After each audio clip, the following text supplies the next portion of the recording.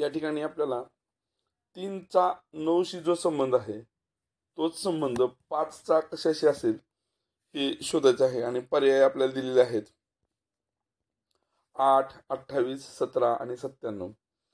3 गुणिले 3 केलं असता 9 येतं.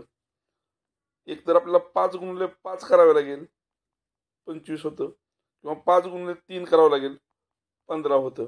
परंतु 25 आणि 15 दोन्हीही पर्याय नाहीत. म्हणजे आपल्याला याच्यापेक्षा थोडासा वेगळा विचार करावा लागणार आहे. म्हणजे आपण आतापर्यंत लावलेले जे दोन्ही लॉजिक चुकीचे आहेत. आता आपण योग्य उत्तराकडे जाण्यासाठी योग्य लॉजिक कसं लागतं बघूया. 3चा घन